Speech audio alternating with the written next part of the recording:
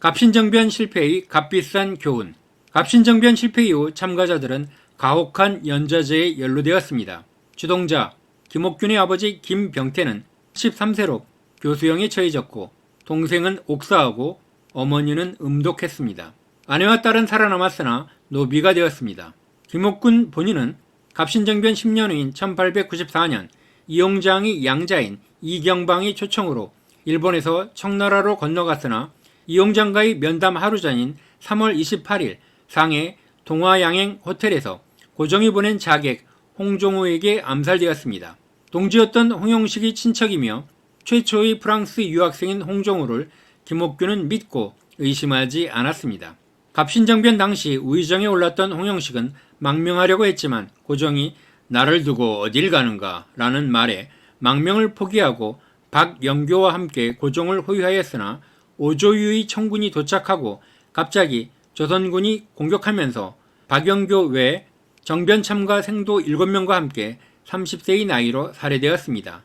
영의정을 지냈던 아버지 홍순목은 손자와 함께 독약을 먹었습니다. 부마 박영효는 1939년까지 살아남아 일본 후작, 일본 제국의회 의원, 중치원 부의장을 역임하며 민족문제연구소가 편찬한 친일 인명사전에 4쪽이 넘는 기나긴 친일 행적을 남겼습니다.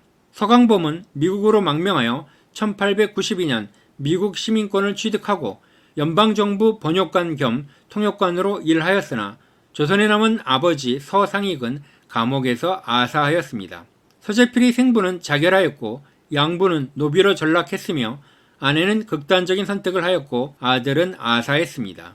미국으로 망명한 서재필은 1890년 미국 시민권을 취득하고 컬럼비안 대학교를 졸업하여 조선인 최초의 의사가 되어 필립 제이슨으로 개명하였습니다. 10년 만에 조선으로 귀국하여 독립신문을 창간하여 활동했으나 미국으로 추방되었습니다. 3.1운동 이후 독립외교활동에 참여하여 임시정부의 외교 고문을 맡기도 하였고 해방 이후 미국은 이승만의 대항마로 경쟁시키려고 계획하기도 했습니다. 1951년 사망하였고 1977년 건국 훈장이 취소되었습니다. 갑신정변의 실패 원인은 무엇 때문이었을까요? 첫째, 일본군을 끌어들인 점입니다. 당시 민심은 1882년 이모군란 이래 일본을 침략자로 여겨 타도의 대상이었습니다. 일본군을 끌어들임으로써 개화파는 민심의 거대한 저항에 부딪혔습니다.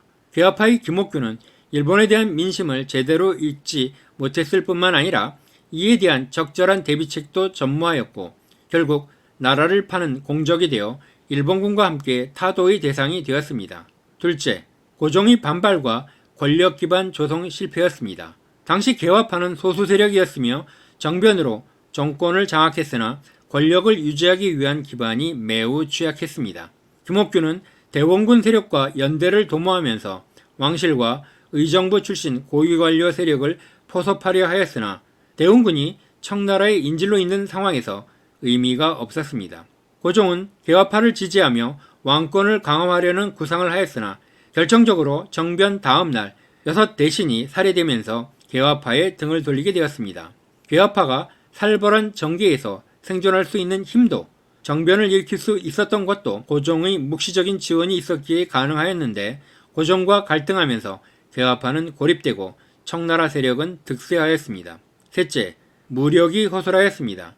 김옥균은 정권 장악 이후 4군형의 군사 2,000명을 동원할 수 있었고 이 숫자는 조선에 있는 청군을 능가하였습니다. 하지만 개화파는 군심 장악에 실패하였고 결국 조선인 군사들은 원세계에 가담하여 정변의 반기를 들고 청군에 협조하였습니다. 더불어 무기의 미숙한 정비와 일본군의 지나친 의존 등은 실패에 결정적 영향을 주었습니다. 넷째, 혁명 성공을 위한 치밀한 전략이 부재하였습니다. 성공을 위해서는 대의 명분과 목표가 분명하게 제시되어야 하고 그 명분이 당대의 사회적 요구를 수용하면서 대다수 국민들의 정서에 부합하는 것이어야만 했습니다. 개화파는 청으로부터의 독립과 개화를 목표로 삼았으나 독립이 반외세라는 점에서는 반대하는 사람이 없지만 당시 대부분의 사람들은 일본을 침략자로 여기고 타도의 대상으로 보았고 청에 대해서는 상권 침탈을 문제로 여기고는 있었으나 반청 정서가 일반화되어 있지 않았습니다. 따라서 반청 독립의 주장은 민심의 전폭적 지지를 얻을 수 있는 상황이 아니었습니다. 개화는 기득권은 물론 대다수 민중들에게 받아들여지기 어려운 주제였습니다. 민중들은 개화 정책으로 피해를 경험했으며 당시 사회적 문제였던 쌀값 폭등에 대한 대책과 당호전 폐해의 해결, 조세 탄광과 같은 요구가 있었지만 이에 무심하였습니다. 1882년 이모군란 이후 청이 득세하자 개화파들은 강화된 청의 압제로부터 벗어나려는 방법을 고민하였습니다. 두 가지 방법을 고려하였는데 하나는 영국이었고 다른 하나는 미국의 힘을 이용한다는 것이었습니다. 김옥균은 1882년 이모군란 이후 수신사의 자격으로 일본에 3개월간 체류하면서 주일 영국 공사 파크스와 여러 차례 면담하였습니다. 당시 영국 상인들은 한영 조약에서 규정한 관세율이 너무 높다는 불만을 갖고 있었습니다. 한영 조약에서의 관세율은 필수품 10%, 사치품 30%로 영청 조약과 영일 조약보다 고율이었습니다.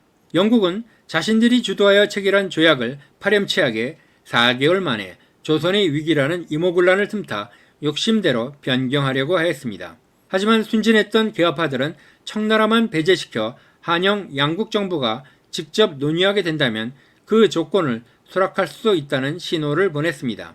조선의 의도를 파악한 영국은 1883년 12월 조선이 청과 조중수륙 통상장정을 체결했다는 정보를 입수하자마자 타협적이던 태도를 바꾸어 위협적인 자세로 조선을 압박하기 시작하였습니다.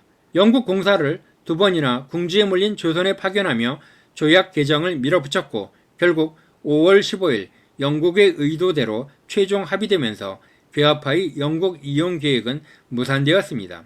게다가 인하된 영국과의 관세율은 최혜국 조약에 따라 모든 다른 나라에도 적용되면서 조선은 막대한 액수의 관세 수입이 줄게 되었습니다.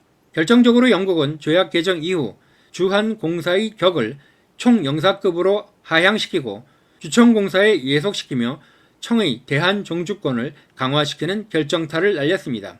결국 괴화파들은 영국이라는 제국주의 국가의 속성을 이해하지 못한 이유로 쓰라린 대가를 치르게 되었습니다.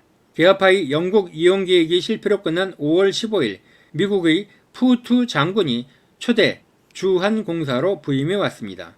영국에 배신당한 조선은 이번에는 미국의 힘을 빌려 청의 속박에서 벗어나오자 미국에 특별사절단 파견을 계획하였고 미국에 대해 군사교관 파견 요청을 진행시켰습니다. 하지만 미국 입장에서 대조선 교역량은 대청과 대일 교역에 비해 너무나 소량이었기에 군사교관 파견 요청을 수년간이나 묵살하였습니다.